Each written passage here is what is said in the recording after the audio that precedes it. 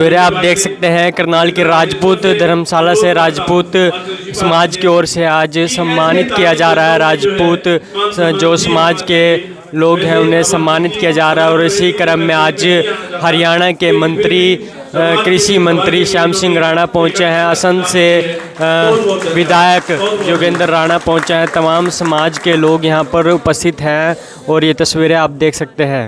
2 minute में जल्दी से अपना जो है वक्तव्य सभा में बैठे हुए जिन्होंने मुझे संघ से प्रत्याशी बनाया और उसके बाद जो मेरे सामने जो मेरे बुजुर्ग मेरे नौजवान साथी बैठे हुए हैं, आप सबका और असंध की पूरी जनता का कि आपके और उनके आशीर्वाद से जो मुझे मान सम्मान मिला, जो जीत हासिल हुई है, ये केवल योगेंद्र राणा की जीत नहीं है, सर्व समाज की जीत मेरे सामने।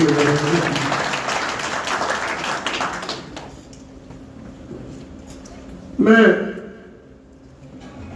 इतना ही कहना चाहूंगा, ऐसे बहुत से लोग थे उस चुनाव में जिनको मैं जानता भी नहीं था। उन्होंने दिन रात एक करके 18-18 घंटे 20-20 घंटे जो काम किया, ये केवल और केवल उसी का नतीजा है कि आज मैं यहाँ खड़ा होने के जो लायक बना हूं। मैं केवल उनके और असंध की जो 2,42,000 जो मतदाता है, असंध की जनता है, सर्व समाज की के साथ साथ जो मेरा व्यक्तिगत समाज है, मैं उनका तहे दिल से आभार व्यक्त करता हूँ। जितना धन्यवाद की उतना ही करूँ। आज जो ये सभा द्वारा सम्मान समारोह हुआ है, समय बहुत हो चुका है। माननीय मंत्री जी को भी एक त्रिदेव की बैठक लेने के लिए जाना है। मैं सिर्फ 2-3 मिनट में अपनी बात को खत्म करूंगा। देखिए, आज हमारे समाज के जो यहाँ के जो आयोजक थे, उन्होंने एक बड़ी अच्छी पहल की है कि पहले हमारे समाज में तलवारें भेंट की जाती थी, लेकिन निश्चित रूप से अब कलम का युग है और जिस प्रकार से इन्होंने पेन भेंट करके माननीय हमारे मंत्री जी को जो दिया है, निश्चित रूप से माननीय मंत्री जी जो उस पेन से लिखेंगे वो कहीं ना कहीं समाज के लिए और इस प्रदेश के लिए एक अपने आप में बहुत बड़ी एक पहल होगी। मैं इसलिए अपनी सभा का भी बहुत बहुत आभार व्यक्त करता हूं और मैं आभार व्यक्त करता हूं और मैं आप सबका को एक आह्वान भी करना चाहूंगा, धन्यवाद भी करना चाहूंगा कि आह्वान मैं इसलिए करना चाहूंगा कि पहले लड़ाई तलवारों से होती थी और अब लड़ाई सिर की होती है और विशेष रूप से समाज तभी आगे बढ़ पाता है जब हम कहीं ना कहीं एकजुटता दिखाएं। और विशेष रूप से मैं आप सबसे अनुरोध करना चाहूंगा कि अपने बच्चों की पढ़ाई का ध्यान जरूर रखें। आज शिक्षा की बात बहुत हो रखी थी यहाँ पे, नए स्कूल बनाने की भी बात हुई, कॉलेज बनाने की भी बात हुई। हम सब अपने कार्य में तो दिनचर्या हमारी, हम इतने बिजी हैं, हम अपने बच्चों को समय नहीं दे पाते। अपने व्यापार में, अपनी नौकरी में, अपने जो खेती का काम है उसमें इतने व्यस्त हैं कि हमें पता ही नहीं चलता कि हमारे बच्चे कहाँ जा रहे हैं।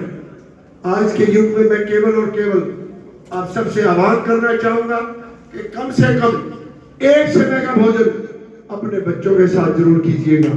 आपका बच्चा कहाँ जा रहा है, उसकी संगति कैसी है, वो कहाँ उठता है, कहाँ बैठता है, उसके मन में क्या चल रहा है। जब आप ये सारी बातें उसके साथ साझा करोगे, निश्चित रूप से जो जीवन में आप उसको बनाना चाहते हो, जो लाइफ में आपने उसके लिए सोच रखा है, जो गोल आपने उसके लिए निर्धारित कर रखा है, वो तभी अचीव हो पाएगा, क्योंकि बच्चे का जीवन 3 पैरों पर निर्भर होता है। जो माननीय मंत्री जी, मेरे पास तो अभी कुछ कोटा छोटा है नहीं,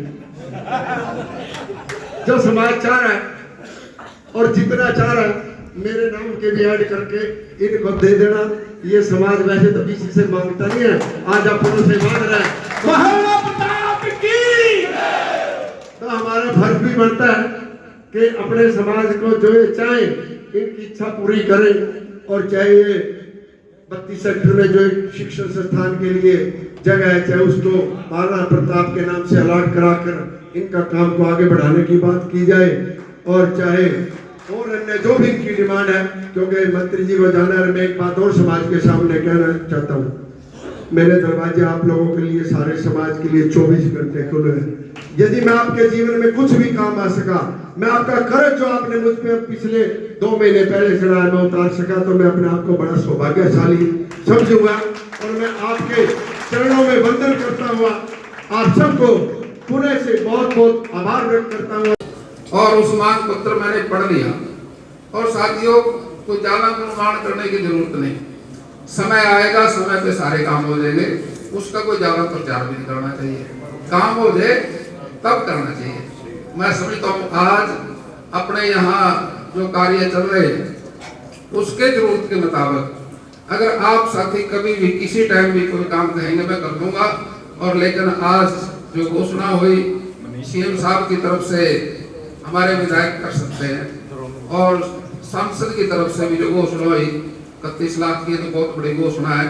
मैं समझता हूँ, मैं तो एक साधारण सा एक व्यक्ति हूँ भाई, इस काम के लिए योगदान तो मैं भी दूंगा, आपको ऐसी बात तो नहीं, लेकिन जरूरत पड़ेगी तो ज्यादा भी दे दूंगा। लेकिन आज 5 लाख रुपये मैं आपको इस काम के लिए दूंगा। पता वो कम तो सारे ही गए, जहाँ भी बोलता हूँ ना वो पहले उसने कहते जी राणा जी कम है, लेकिन मैंने एक बात आपसे कही, अगर आपकी कमी पड़ेगी तो मैं सारी पूरी कर दूंगा। क्या बात? एक प्रथा है ये, मैंने जगह जगह जाना, 22 जिलों में जाना। अब वो कहेंगे जी करनाल में राणा जी आप ये करके आए, हमारे साथ भेदभाव, तो अपन भेदभाव क्यों करेंगे? काम ही ऐसा करो ना जहाँ पर कोई भेदभाव की गुंजाइश ना हो। तो इसलिए आप चिंता मत करें। और मैं समझता हूँ भाई ये जितने आप लोगों ने, मैंने भी एक मीटिंग में जाना रदौर में त्रिदेव की बैठक। देखिए कोई मुद्दा तो है नहीं।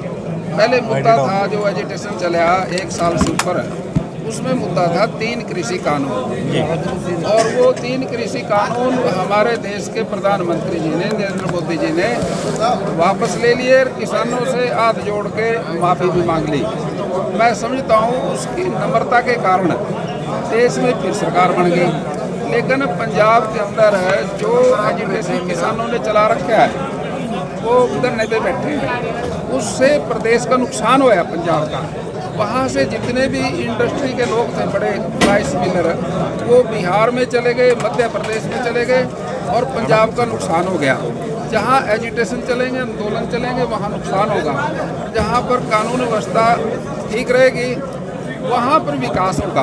हम किसी को हरियाणा प्रदेश में कानून व्यवस्था को तो बिगाड़ने नहीं देंगे, लेकिन किसी के हम बरखिलाफ भी नहीं है, क्योंकि हम भी किसान हैं। हम समझते हैं किसान की बात सारी हमारी सरकार ने मान ली। और जब से हमारे नायब सैनी जी मुख्यमंत्री आए हैं, उन्होंने 24 फसलें MSP पे खरीदनी शुरू करी। पहले से भी थी ये, अब पंजाब के अंदर भी MSP है। गेहूँ MSP बिकती है, धान MSP पे बिकता है, और जो फसलें केंद्र की सरकार कुछ परसेंटेज खरीदती है, कुछ प्रदेश खरीदता है। ऐसी कोई दिक्कत तो है नहीं। मैं समझता हूँ भाई अपने मुख्यमंत्री से बात करके जो उनकी दिक्कतें हैं वो दूर करा लें, और केंद्र का जो मुद्दा था वो तो ख़त्म है, वहाँ जाने की कोई जरूरत ही नहीं है अब। और मैं समझता हूँ, मैंने जो एक देखा ये हमारा एक फार्म है, ये फार्म है जो फार्म नंबर 1, ये बोली मंडी में जो होती है, ये फार्म 8 भरता है इसके ऊपर लिखा है नीलामी की तिथि। हम ये किसान का माल है, नीलाम नहीं होता, ये है बिक्री की स्थिति, बिक्री की तारीख। हम इसको बदलेंगे, नीलामी शब्द इसमें से निकाल के फार्म में से इसको करेंगे बिक्री की तारीख। नीलामी क्यों किसान के माल की? उसका तो MSP है। अब उस MSP पे कहीं J फार्म है, I फार्म है, इनको सबको बदलेंगे। ये परंपरा पुरानी चली आ रही है, पता नहीं कब से आई होगी ये, लेकिन किसान की फसल नीलाम नहीं है, उसका बिक्री रेट लगता है, ये बदल देंगे आप। और कोई आप कोई पूछना चाहे तो। राजपूत सभा ने आज तलवार की जगह आपको कलम भेंट की है, कैसी परंपरा लगी आपको? देखिए तलवार का जब जमाना था तब तलवार से काम लिखे जाता था इतिहास, अब पढ़ेंगे लिखेंगे और बिना खर्चे बिना पर्ची के नौकरी पाएंगे। अब तो पढ़ने का ज़माना है। पहले कांग्रेस के राज के अंदर हमने बहुत लोगों से सुना ये भाई बापू पढ़ाई से तो नौकरी मिलती नहीं, किसी सिफारिश वाले कोई पैसे दे दे किसी को नौकरी मिल जाएगी। लेकिन मनोहर लाल खट्टर जी ने अपने काल में एक ऐसा काम कर दिया, जो 37 राज्य हैं देश के अंदर, एक हरियाणा एक ऐसा राज्य है जिसमें नो पर्ची का जो परंपरा चलाई हमारे मनोहर लाल खट्टर जी ने। और मैं समझता हूँ उनका तो ऋणी प्रदेश रहेगा और युवा भी रहेंगे। ये बहुत अच्छी योजना है जिसके अंदर, अरे इसका रोल रहा चुनाव के अंदर बड़ा, इससे भी हमारी वोट बढ़ी है और सरकार बनाने में इस योजना ने मदद हुई। राणा जी, एक बात करें धान को लेकर, लोग किसानों ने कई चीज़ें उठाई हैं, उसमें घोटाले हुए हैं, अब भी कई चीज़ें सामने निकल कर आई हैं, 300 रुपये कम है। और कल भास्कर में एक खबर लगी थी। मैं एक बात पूछता हूँ, अब कहने को तो बात कोई कुछ भी कहे, कोई अगर पूरे प्रदेश में कोई किसान आके कोई एक दरखास्त देगा मेरे से किसी ने ऐसा किया है, मेरे से पैसे लिए हैं, मैं उस पर कार्रवाई करूँगा।